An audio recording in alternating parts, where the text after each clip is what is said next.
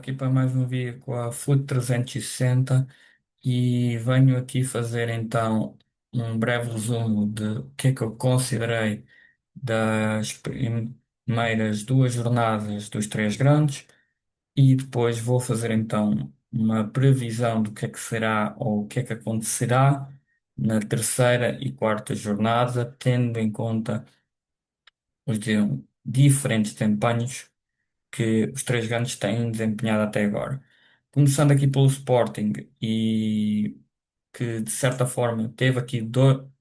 quase que duas entradas em falso. Uma deu mesmo, a outra poderia ter acontecido ou não.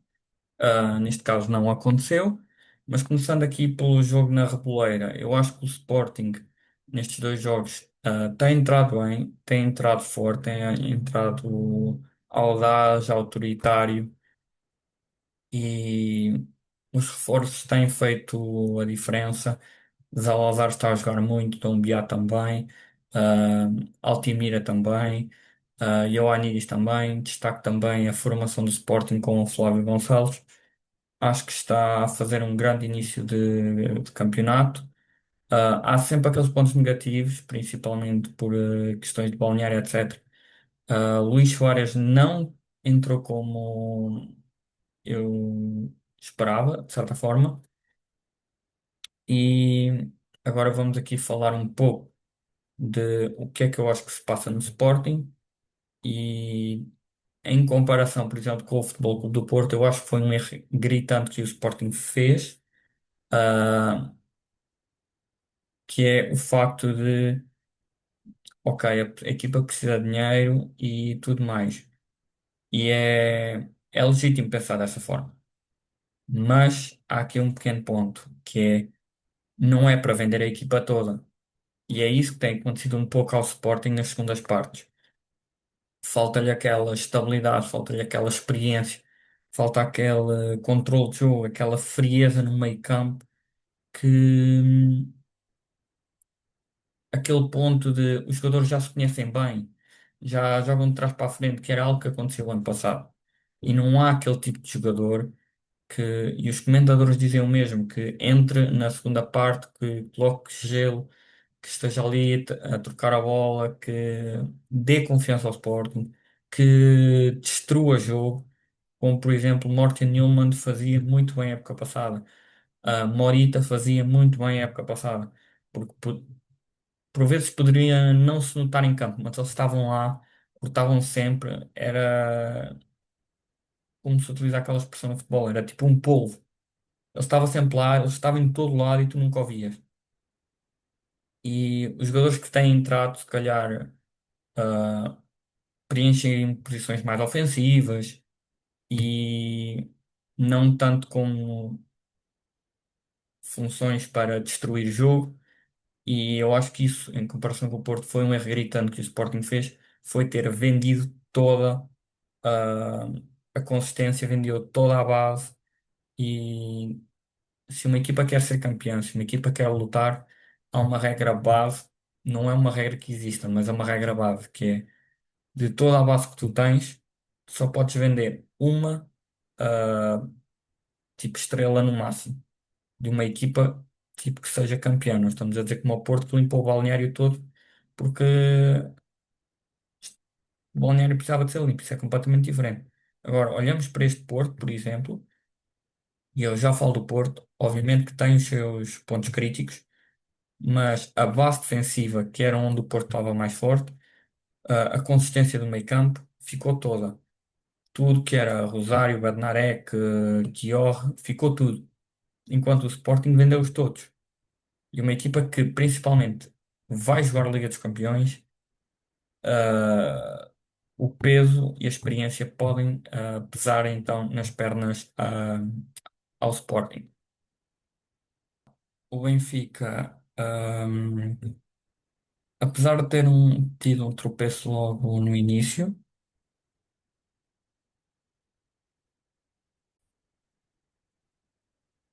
ter tido um tropeço logo no início, com o Académico de Viseu em casa, eu considero que seja, pode ser que o Benfica teve assim um início de certa forma falso nos dois sentidos no campeonato, porque não é aquela equipa descabida, porque empatou um jogo com o Académico de Viseu em casa,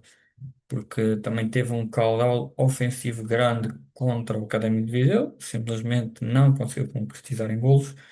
com, por exemplo, 17 remates,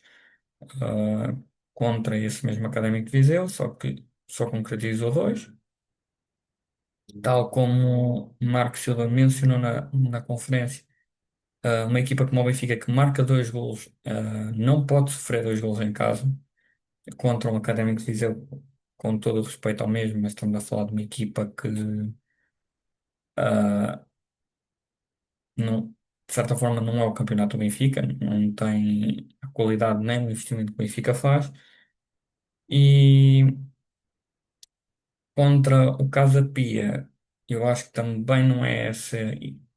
equipa avassaladora que toda a gente pinta no Benfica. Acho que o Benfica está forte, sim, ofensivamente, está a atacar bem, a criar oportunidades. Ah, a Europa também nesse aspecto está a ajudar, mas o campeonato é longo. E se o Benfica gasta agora as fichas todas a dar goleadas a toda a gente, a matar ou a ir para cima dos jogadores,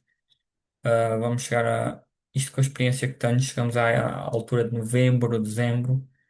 e os jogadores já estão mortos, já estão completamente rotos, porque de certa forma estamos a falar de uma equipa ou de equipas na Europa que ainda não tem aquele calibre no sentido de dar uma dor de cabeça. De, obviamente são de ligas mais baixas, obviamente que estamos a falar de Liga Europa e, e por isso é que eu menciono que é preciso ter cautela, porque já há muitas equipas, seja Sporting, seja Porto, seja quem for, que já atravessaram processos idênticos de no início ah, era só goleadas,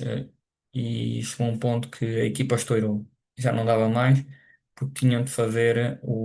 a conjuntura com a Ligas Europa, as Ligas dos Campeões.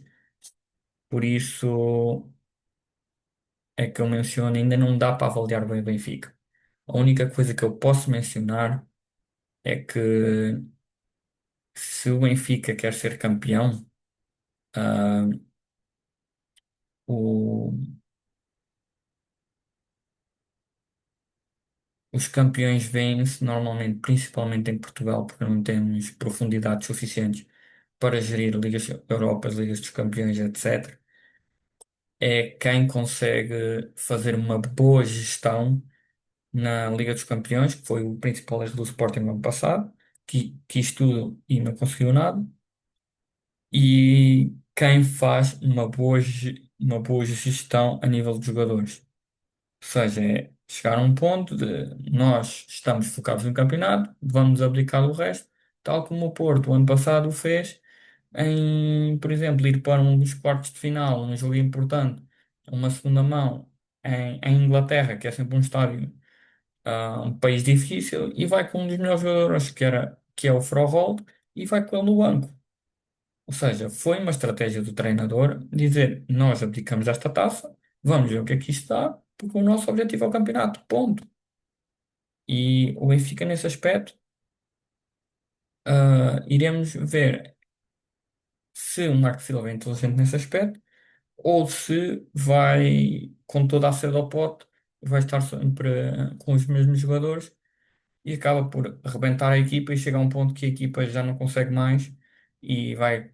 começar a claudicar e vai começar a perder pontos, muito por causa de, lá está, quer tudo e acaba por não ter nada. Agora, ao Futebol Clube do Porto e a estas duas primeiras jornadas, hum, acho que o Porto entrou bem, acho que entrou de forma sólida, como se calhar todos os adeptos do Porto esperavam, com duas vitórias, sabendo que uma melhor que a outra, no sentido que com o Alverca se calhar foi um jogo mais sofrível, de tentar gestão de controle que poderia ter caído para ambos os lados, pois na segunda parte o Alverca jogou melhor e ameaçou mais do que propriamente o Porto, que fez uma gestão e um controle de jogo, e uma vitória com o Rio Ave. É, num jogo sempre duro, num jogo sempre difícil, com dois golos, um deles primeiro a surgir numa bola parada num erro defensivo do guarda-redes a Rio Ave, e com Borja Sainz num dos momentos da noite a dedicar o gol à mãe e a fechar assim o resultado em 2-0. Neste que foi um jogo mais controlado, o Rio Ave não teve grandes hipóteses, não teve grandes chances, só teve ali uma grande defesa do Diogo Costa que poderia ter mudado o rumo do jogo, pois foi logo no minuto 45 mais o tempo de desconto, e isso permite à formação azul e branca estar no topo da tabela